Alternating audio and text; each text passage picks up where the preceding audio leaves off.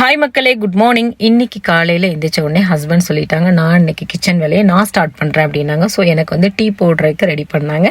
நான் போய் ரெஃப்ரெஷ் ஆகிட்டு வரதுக்குள்ளே டீயை பற்ற வச்சு சோறு பொங்குறதுக்கு உலையும் வச்சுட்டாங்க. தென் எனக்கு வந்து டீ ஆற்றிட்டு இருந்தாங்க. ஸோ டீ குடிச்சிட்டு 2 பேரும் கொஞ்சம் நேரம் அடுப்புக்கிட்ட உட்காந்து பேசலாம் அப்படின்னு சொல்லிட்டு நான் பத்தியெல்லாம் பொருத்திட்டு அப்படியே அடுப்புக்கிட்ட உட்காந்து சும்மா பேசிகிட்டு இருந்தோம்.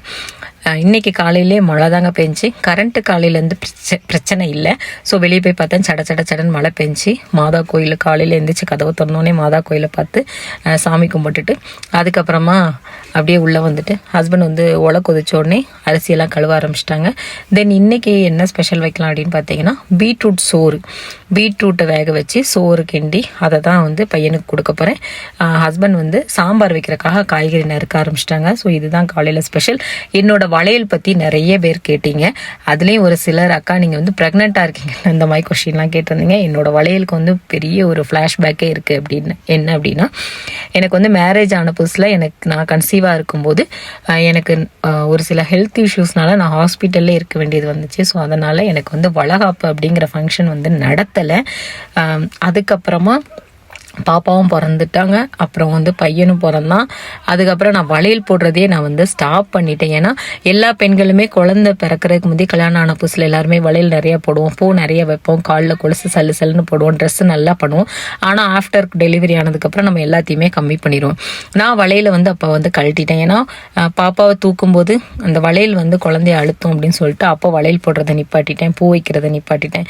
கொலுசு வந்து ஜல்லுன்னு போட பிடிக்கும், அப்பயே நான் வந்து ஸ்டாப் பண்ணிட்டேன். ஏன்னா நம்ம கஷ்டப்பட்டு தூங்க வச்சிருப்போம், நம்ம கொலுசு சத்தம் கேட்டால் குழந்தை எஞ்சிருமோ அப்படின்னு சொல்லிட்டு அப்படியே வந்து கழட்டிட்டேன். என்ன மாதிரி நிறைய பேர் வந்து கண்டிப்பாக இருந்திருப்பீங்க. அதுக்கப்புறமா பசங்கள்லாம் ஸ்கூலுக்கு போக ஆரம்பித்ததுக்கு அப்புறம் தான் நான் வந்து வளையலெல்லாம் போட ஆரம்பித்தேன். இப்போ ரீசெண்ட் டேஸில் பார்த்தீங்கன்னா வளையலுக்கு ரொம்ப அடிக்ட் ஆகிட்டேன்.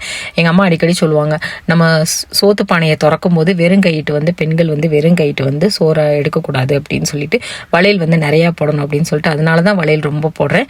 அதுவும் இல்லாமல் ஏதாவது வளகாப்பு வீட்டுக்கு இன்வைட் பண்ணியிருந்தாங்கன்னா அங்கே போகும்போது எனக்கே ரொம்ப டச்சிங்காக இருக்கும்.